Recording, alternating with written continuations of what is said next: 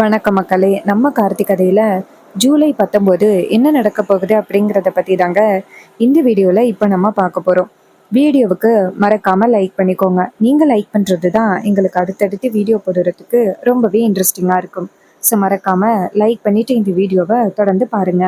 என்ன நடக்குது அப்படின்னு பார்த்துக்கிட்டிங்கன்னா, நம்ம ரேவதி வந்துட்டு ஹீரோ கிட்ட போயிட்டு, மாமா ஏன் மாமா என்கிட்ட இவ்வளோ பெரிய விஷயத்த மறைச்சிங்க அப்படின்னு ரேவதி வந்து ஹீரோ கிட்ட கேட்குறாங்க. அப்ப ஹீரோ சொல்றாரு, ரேவதி நீ என்ன பேசுற அப்படின்னு எனக்கு சரியா புரியல. நான் உன்கிட்ட எந்த விஷயத்த மறைச்சேன் அப்படின்னு கேட்க, அப்ப ஹீரோயின் வந்துட்டு நேரா அந்த போட்டோவை காமிக்கிறாங்க. போட்டோவை காமிச்சிட்டு, இதுல உங்களுக்கும் எனக்கும் கல்யாணம் ஆன மாதிரி போட்டோ இருக்கு. அப்புறம் நான் அந்த டாக்டரையும் ராதிகாவையும் பார்த்துட்டு உண்மையை கேட்டுட்டேன். அவங்க எனக்கு பழைய விஷயங்கள் நிறைய மறந்து போயிடுச்சுன்னு சொன்னாங்க. உங்களுக்கும் எனக்கும் கல்யாணம் ஆகிருச்சு அப்படிங்கிற விஷயத்தையும் என்கிட்ட சொல்லிட்டாங்க. அதோட சந்திர சித்தி இருக்காங்கல்ல, அவங்க தான் இவ்வளோ பெரிய சூழ்ச்சியை பண்ணது அப்படிங்கிறது எல்லாத்தையுமே என்கிட்ட சொல்லிட்டாங்க மாமா.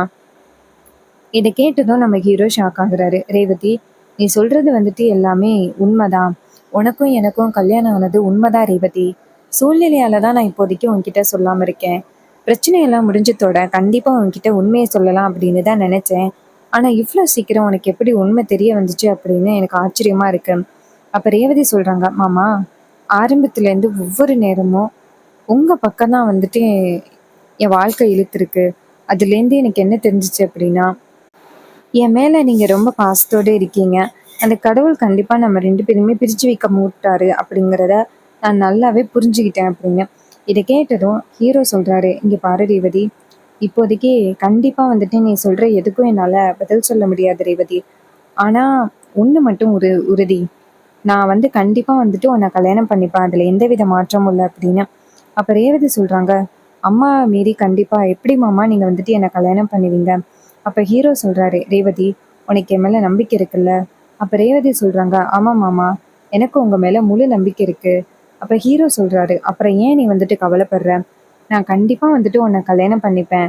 இங்க பாரு, உன் தாலியை கூட நான் கையில தான் வச்சுக்கிட்டு இருக்கேன் அப்படின்னு ஹீரோ தாலி எடுத்து ரேவதியோட கையில கொடுக்க, ரேவதி அந்த தாலியை பார்த்துட்டு சந்தோஷப்படுறாங்க. மாமா இது நீங்க எனக்கு கட்டின தாலியா? அப்ப ஹீரோ சொல்றாரு, ஆமா ரேவதி, அன்னைக்கு விபத்து நடந்த அன்னைக்கு உன் கழுத்துல உள்ள தாலிய ட்ரீட்மெண்ட் அப்போ கழட்டுனாங்க. கழட்டி என் கையில கொண்டாந்து கொடுத்தாங்க. அப்போதுலேருந்து இப்போ வரைக்கும் இதை நான் கையில தான் வச்சுக்கிட்டு இருக்கேன். இது உனக்கு சேர வேண்டியது. கண்டிப்பா நம்ம 2 பேருக்கும் கல்யாணம் ஆகுற அன்னைக்கு இந்த தாலியை நான் உன் கழுத்துல போடுவேன். இதை கேட்டதும் ரேவதி சொல்றாங்க, நீங்க இந்த அளவுக்கு என் மேல பாசமா இருக்கீங்க. ஆனா அம்மா மட்டும் ஏன் மாமா உங்களை பத்தி புரிஞ்சுக்கவே மாட்டேங்கிறாங்க? அப்ப ஹீரோ சொல்றாரு, ரேவதி அத்தைக்கு வந்துட்டு பாட்டி மேல கோவம் ரேவதி. பாட்டியை வந்துட்டு தப்பு பண்ணிட்டாங்க அப்படிங்கிறதுக்காக அத்தை வந்துட்டு அப்படி கோவத்தோட இருக்காங்க. ஆனா கண்டிப்பா அத்தை ஒரு நாள் எல்லாத்தையுமே மறந்து 2 குடும்பமும் ஒன்று சேர்றதுக்கு அவங்க சரின்னு சொல்லுவாங்க அப்படின்னு எனக்கு நம்பிக்கை இருக்கு. கோவில் கும்பாபிஷேகம் வேற நடக்க போகுது. கோவில் கும்பாபிஷேகம் நல்லபடியா நடந்துருச்சு அப்படின்னா நம்ம குடும்பத்துல உள்ள பாதி பிரச்சனை முடிஞ்ச மாதிரி தான் அப்படின்னு. அப்ப ரேவதி சொல்றாங்க, ஆமாம் மாமா, கோவில் கும்பாபிஷேகம் மட்டும் நடந்துருச்சுன்னா நம்ம குடும்பத்துல உள்ள பாதி பிரச்சனை முடிஞ்ச மாதிரி தான் அப்படின்னு ரேவதி பேசுறாங்க. அப்ப ஹீரோ சொல்றாரு, இங்க பாரு, இந்த தாலியை இப்ப நான் உன் பொறுப்புல கொடுக்குறேன். இந்த தாலியை நீ பத்திரமா வச்சுக்க. கண்டிப்பா நம்ம 2 பேருக்கும் கல்யாணம் நடக்கும் அப்படின்னு. ரேவதி அந்த தாலியை வாங்கிக்கிட்டு சந்தோஷப்படுறாங்க. அப்ப ரேவதி சொல்றாங்க, சரிங்க மாமா நான் வீட்டுக்கு கிளம்புறேன். அது மட்டும் இல்ல, என்னால முடிஞ்ச அளவுக்கு நான் அம்மா கிட்ட கேட்டு பாக்குறேன் அப்படின்னு. அப்ப ஹீரோ சொல்றாரு, எப்படி ரேவதி கேட்ப? அப்ப ரேவதி சொல்றாங்க, மாமா எனக்கு பழைய விஷயங்கள் எதுவுமே ஞாபகம் இல்லை அப்படின்னு தானே வீட்டுல உள்ள எல்லாருமே நினைச்சுக்கிட்டு இருக்காங்க. இப்போ அதை தான் மாமா நான் இப்ப பயன்படுத்த போறேன். நான் வீட்டுக்கு போயிட்டு அம்மா கிட்ட ஒரு விஷயத்தை கேட்க போறேன். அம்மா கண்டிப்பா அதுக்கு ஒத்துக்கிட்டு தான் ஆகணும். அப்படி அம்மா ஒத்துக்கலைன்னா பிரச்சனை ஆகும். நான் போய் கேட்குறேன் அம்மா கிட்ட அப்படின்னு. இதை கேட்டதும் ஹீரோ சொல்றாரு, சரி ரேவதி, உன் விருப்பம், நீ என்ன சொல்லணும் அப்படின்னு நினைக்கிறியோ அதை சொல்லிக்க அப்படின்னு. உடனே நம்ம ரேவதியும் சரி நான் போயிட்டு வரேன் அப்படின்ட்டு நேராக வீட்டுக்கு வராங்க. வீட்டுக்கு வந்ததோட ஈஸ்வரி, சந்திரா, ராஜா எல்லாருமே உட்காந்துருக்காங்க. அப்போ ஹீரோ என்ன பண்ணுறாருன்னா நேராக மயிலுக்கு ஃபோன் பண்ணுறாங்க. மயில் ஃபோன் அட்டன் பண்ணி, சொல்லுங்க சகல அப்படின்னு சொல்ல, ஹீரோ சொல்கிறாரு, இது மாதிரி ரேவதி கொஞ்ச நேரத்துக்கு முன்னாடி என்னை பார்க்க வந்தான். மயில் சொல்கிறாரு, அப்படியா சகல, ரேவதி இப்போ அடிக்கடி உங்களை சந்திக்க வரா போல, அப்போ உங்களுக்குள்ள ஏதோ கனெக்ஷன் இருக்கு அப்படின்னு. அப்போ ஹீரோ சொல்கிறாரு, இங்கே பாருங்க, ரேவதிக்கு வந்துட்டு பழைய விஷயங்கள் எல்லாமே தெரிஞ்சு போச்சு. அந்த டாக்டர் ராதிகா மூலமா எல்லா விஷயத்தையுமே தெரிஞ்சுக்கிட்டாங்க அப்படின்னு. இதை கேட்டதும் ஒரு பக்கம் மயிலுக்கு ரொம்பவே சந்தோஷமா இருக்கு. சகல, இந்த விஷயத்த நான் கேட்கும் பொழுது எவ்வளோ சந்தோஷமா தெரியுமா இருக்கு. எப்போ வந்துட்டு ரேவதிக்கு இந்த விஷயம் தெரிய வரும் அப்படின்னு நாங்க எல்லாருமே காத்துக்கிட்டு இருந்தோம். இப்போ ரேவதிக்கு இந்த விஷயம் தெரிய வந்தது இங்க எல்லாருக்கும் ரொம்ப சந்தோஷமா இருக்கு சகல. அப்ப ஹீரோ சொல்றாரு, இங்க பாருங்க, ரேவதி கிட்ட நான் சொல்லி அனுப்பியிருக்கேன், இந்த விஷயத்தை பத்தி நீங்க வீட்ல யாருக்கிட்டையும் கேட்க வேண்டாம் அப்படின்னு. ஆனா ரேவதி என்ன சொன்னாங்க அப்படின்னா, நான் போய் அம்மா கிட்ட கேட்கிறேன் அப்படின்னு சொல்லிட்டு வந்தாங்க. அவங்க எப்படி கேட்க போறாங்க அப்படிங்கிறது எனக்கு தெரியல. மயிலு சொல்றாரு, சகல, ரேவதி எப்படி கேட்டாலும் எங்களுக்கு சந்தோஷம்தான். அவ வந்துட்டு அத்தை கிட்ட கேட்கணும். அப்பதான் வந்துட்டு அத்தை என்ன பதில் சொல்ல போறாங்க அப்படிங்கிறத நாங்க பார்க்க போறோம். நீங்க கவலைப்படாதீங்க சகல. என்ன நடந்தாலும் நன்மைக்கே அப்படின்னு நினைச்சுப்போம். நீங்க தைரியமா இருங்க. ரேவதியே வந்து வீட்டுக்கு வந்துட்டு உங்களை தான் கல்யாணம் பண்ணிப்பேன் அப்படின்னு சொன்னாலும் ரொம்ப பெரிய சந்தோஷம்தான். வரட்டும் ரேவதி அப்படின்ட்டு வெயிட் பண்றாங்க. அதே நேரத்துல ரேவதியும் வீட்டுக்கு வந்துடுறாங்க. அப்போ ஈஸ்வரி, சந்திரா, ராஜா எல்லாரும் உட்கார்ந்துருக்க, ரேவதி அந்த இடத்துக்கு வந்துட்டு, எல்லாரும் இங்கதான் இருக்கீங்களா அப்படின்னு. அப்ப ராஜா கேக்குறாரு, எங்கம்மா போயிட்டு வந்த அப்படின்னு. ரேவதி சொல்றாங்க, அப்பா நான் கோவிலுக்கு போயிட்டு வந்தேன்ப்பா. கோவிலுக்கு போயிட்டு வந்த பிறகுதான் நான் ஒரு நல்ல முடிவா எடுத்திருக்கேன் அப்படின்னு. இதை கேட்டதும் ராஜா சொல்றாரு, சொல்லுமா என்ன முடிவு அப்படின்னு. ரேவதி சொல்றாங்க, அப்பா அம்மா வந்துட்டு சீக்கிரம் நான் கல்யாணம் பண்ணிக்கணும் அப்படின்னு நினைக்கிறாங்கல்ல, அதை பத்தின முடிவுதான்ப்பா. அப்ப ராஜா சொல்றாரு, என்னம்மா அதை பத்தின என்னம்மா முடிவு எடுத்திருக்க அப்படின்னு. அதுக்கு ரேவதி சொல்றாங்க, அப்பா நான் வந்துட்டு நல்லபடியா கல்யாணம் பண்ணிட்டு சந்தோஷமா இருக்கணும் அப்படின்னு தானே அம்மா நினைக்கிறாங்க. சோ அதுக்கான முடிவுதான் இது மாதிரி. நான் வந்துட்டு ஒருத்தரை கல்யாணம் பண்ணிக்கலாம் அப்படின்னு முடிவு பண்ணிட்டேன். இதை கேட்டதும் ராஜா அதிர்ச்சி ஆகுறாரு. என்னம்மா சொல்ற? கல்யாணத்தை பத்தி முடிவு எடுத்துட்டியா? இங்க பாரு, அதை பத்தி நீ ஏன் முடிவு எடுக்கிற அப்படின்னு. ரேவதி சொல்றாங்க, அப்பா நான் வந்துட்டு கல்யாணம் பண்ணிக்கணும் அப்படின்னு தானே அம்மா நினைக்கிறாங்க. அதனாலதான் கல்யாணத்தை பத்தின முடிவை நான் எடுத்திருக்கேன். அம்மா நீங்க நினைக்கிற மாதிரி நான் வந்துட்டு கல்யாணம் பண்ணிக்கிறேன் அப்படின்னு. அப்ப ஈஸ்வரி சொல்றாங்க, ரேவதி நீ சொல்றதை கேட்க எனக்கு ரொம்பவே சந்தோஷமா இருக்கு. நீ எப்ப இந்த கல்யாணத்துக்கு ஒத்துப்ப அப்படின்னு நானே எதிர்பார்த்து காத்துக்கிட்டு இருந்தேன். இங்க பாரு, நீதான் சரின்னு சொல்லிட்டியல்ல, மாப்பிள்ளை இன்னும் 2-3 நாளையில ரெடி ஆயிருவாரு, நீ கவலைப்படாத அப்படின்னு.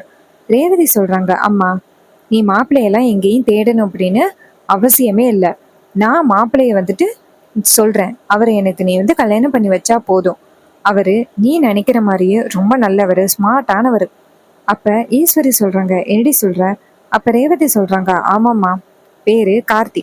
கார்த்தி மாமா இருக்காருல்ல, அவரையே நான் கல்யாணம் பண்ணிக்கிறேன் அப்படின்னு. இதை கேட்டதும் ஈஸ்வரி ஷாக் ஆகுறாங்க. சந்திரா ஷாக் ஆகி, ஏய் ரேவதி என்ன பேசுற? தேவையில்லாம பேசுற வேலையெல்லாம் வச்சுக்காத, அவெல்லாம் உனக்கு பொருத்தமே ஆக மாட்டான் அப்படின்னு. இதை கேட்டதும் ரேவதி சொல்றாங்க, இங்க பாருமா, அவர் தான் எனக்கு பொருத்தமா இருப்பாரு, இதுல எந்த மாற்றமும் இல்ல. ஈஸ்வரி நேரா சந்திரா பார்த்து, சந்திரா நீ எதுவும் பேசாத, கொஞ்சம் அமைதியா இரு. ரேவதி என்ன கேட்குறாளோ அதுக்கு நம்ம ஒத்துக்கிட்டு தானே ஆகணும் அப்படின்னு நேரா ரேவதியை பார்த்து, ரேவதி நீ எப்ப இந்த கல்யாணத்துக்கு ஒத்துப்ப அப்படின்னு நானே எதிர்பார்த்து காத்துக்கிட்டு இருந்தேன். இப்போ நீ ஏன் இந்த கல்யாணத்துக்கு ஒத்துக்கிறேன் அப்படின்னு சொல்லிட்ட. இதை தவிர்த்து எனக்கு பெரிய மகிழ்ச்சி எங்க இருக்க போகுது? நீ ஆசைப்பட்ட மாதிரியே உன் மாமா கார்த்தியவே நீ கல்யாணம் பண்ணிக்க. அதற்கான எல்லா ஏற்பாடுகளையும் நாங்க பாக்குறோம். இன்னும் ஒரு வாரத்துல உங்க 2 பேருக்கும் கல்யாணம் நடக்கட்டும் அப்படின்னு. இதை கேட்டதும் ரேவதி ரொம்ப சந்தோஷப்பட்டு அவங்க அம்மாவை பார்த்து, அம்மா நீங்க இப்படி டக்குன்னு ஒத்துப்பீங்க அப்படின்னா நான் கொஞ்சம் கூட எதிர்பார்க்கவே இல்லை. அதுக்கு ஈஸ்வரி சொல்றாங்க, ரேவதி உன்னோட சந்தோஷம் தான் எனக்கு முக்கியம். நீ எப்படா கல்யாணத்துக்கு ஒத்துப்ப அப்படின்னு நினைச்சிட்டு இருந்தேன். இப்ப நீ ஒத்துக்கிட்ட, உனக்கு பிடிச்ச மாதிரியே உன் மாமாவை உனக்கு கல்யாணம் பண்ணி வைக்கிறேன். நீ சந்தோஷமா இருக்கலாம், சரியா ரேவதி? ரேவதி சொல்றாங்க, சரிம்மா, ரொம்ப தேங்க்ஸ்மா அப்படின்னு சொல்லிட்டு அவங்க அம்மாவை ஹக் பண்றாங்க. இதை பார்த்ததும் சந்திராவுக்கு ரொம்பவே அதிர்ச்சியா இருக்கு. அங்க இருக்கிற எல்லாருக்கும் குழப்பமா இருக்கு. ராஜா ஈஸ்வரிய பார்த்து, ஈஸ்வரி நீ நீ தான் பேசுறியா? நீ கார்த்தி மாப்பிள்ளையவா ரேவதிக்கு கல்யாணம் பண்ணி வைக்க போற? ஈஸ்வரி சொல்றாங்க, ஆமாங்க, கார்த்தி மாப்பிள்ளைய தான் ரேவதிக்கு கல்யாணம் பண்ணி வைக்க போறேன்னு சொல்றேன். ஏன் யாருக்காவது குழப்பமா இருக்கா? அப்ப மயில சொல்றாரு, இல்லத்த, கார்த்தி மாப்பிள்ளையவா கல்யாணம் பண்ணி வைக்க போறீங்க அப்படின்னு எங்களுக்கும் குழப்பமா இருக்கு, அதான் அத்தை கேட்டோம். அதுக்கு ஈஸ்வரி சொல்றாங்க, இங்க பாருங்க மாப்பிள்ள, நான் கார்த்தி மாப்பிள்ளைய தான் கல்யாணம் பண்ணி வைக்க போறேன். உங்களுக்கு இதுல என்ன குழப்பம் அப்படின்னு கேக்குறாங்க. உடனே ராஜா சொல்றாரு, ஈஸ்வரி நீ இப்படி எடுத்த முடிவு எங்களுக்கு ரொம்ப சந்தோஷமா இருக்கு.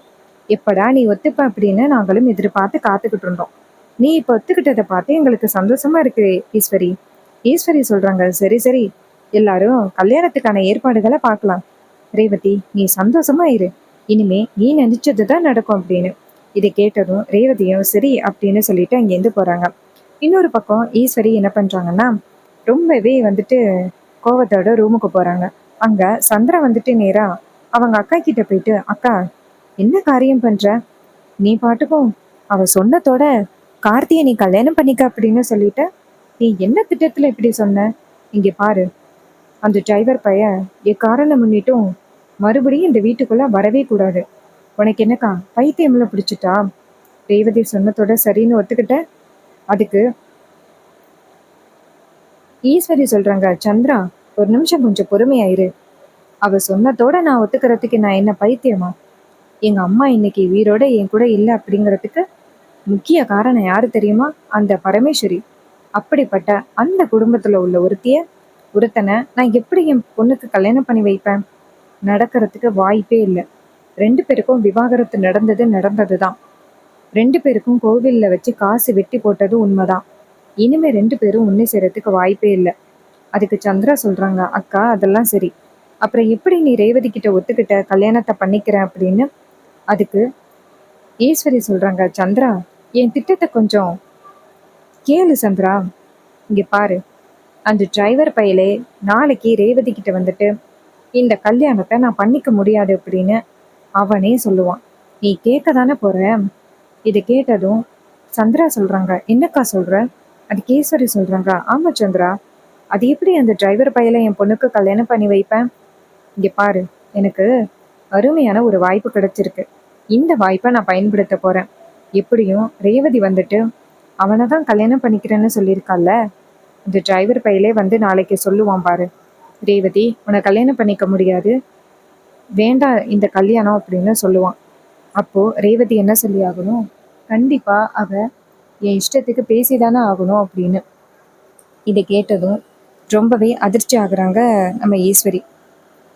சந்திரா, அக்கா உன் பிளான் எல்லாமே சூப்பராக தான்க்கா இருக்கு. ஆனா அந்த டிரைவர் பையன்கிட்ட வேற ஏதாவது மாட்டிக்கிட்டா என்னக்கா பண்றது அப்படின்னு. அதுக்கு ஈஸ்வரி சொல்றாங்க, இங்க பாரு, அவங்கிட்ட எல்லாம் மாட்டிக்கிறதுக்கு வாய்ப்பே இல்லை. நாளைக்கு ரேவதிக்கு வந்துட்டு செம்ம கோவம் ஆகும் பாரு. அந்த டிரைவர் பையன் அப்படி சொன்னதோட கண்டிப்பா அவ ரொம்ப ஷாக் ஆவா பாரு. இது எல்லாமே கண்டிப்பா நடக்கும். நீ பார்க்க தானே போற. இந்த சூழ்ச்சியில சிக்க போறது அந்த டிரைவர் பையன் தான். அதுவும் இந்த கோவில் கும்பாபிஷேகத்தை வச்சுதான் நான் பிளான் பண்ண போறேன். கோவில் கும்பாபிஷேகத்துக்கு நான் வரேன். ஆனா நீ ரேவதியை கல்யாணம் பண்ணிக்க கூடாது அப்படின்னு நான் அவனுக்கு செக் வச்சா அவன் ஒத்துக்கிட்டு தானே ஆகணும். இதை கேட்டதும் ரொம்பவே சந்தோஷப்படுறாங்க நம்ம சந்திரா. அக்கா நீ இப்படி ஒரு பிளான் பண்ணுவ அப்படின்னு நான் கொஞ்சம் கூட எதிர்பார்க்கவே இல்லை. என்னடா அது, திடீர்னு நீ கல்யாணத்துக்கு ஒத்துக்கிட்டியே அப்படின்னு நான் ரொம்பவே அதிர்ச்சி ஆனேன். ஆனா நீ இப்ப சொன்னதை பார்த்த பிறகுதான் எனக்கே நிம்மதியா இருக்கு. அந்த டிரைவர் பையன் என்னைக்குமே இந்த வீட்டுக்கு மருமகனா வரவே கூடாது. ஒரு தடவை அந்த வீட்டை விட்டு அவன் போயிட்டான்னா மறுபடியும் அவன் இந்த வீட்டு பக்கம் வரவே கூடாதுக்கா அப்படின்னு சொல்லிட்டு ரொம்பவே சந்தோஷமா சந்திரா பேசுறாங்க. அப்ப ஈஸ்வரி சொல்றாங்க, சரி சந்திரா, நம்மளோட இந்த பிளான் வெளியில யாருக்கும் தெரியக்கூடாது.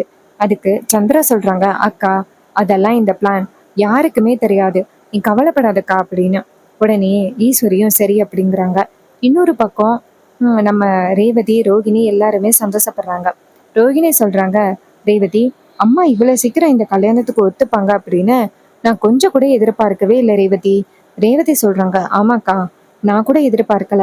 ஆனா அம்மா ஏத்துக்கிட்டது நம்ம எல்லாருக்கும் மிகப்பெரிய சந்தோஷம் தானே அப்படின்னு ரொம்பவே ஹாப்பியா பேசிக்கிட்டு இருக்காங்க. ஸோ ஈஸ்வரியோட இந்த பிளானை பத்தி வீட்டில் உள்ள யாருக்கும் தெரியல.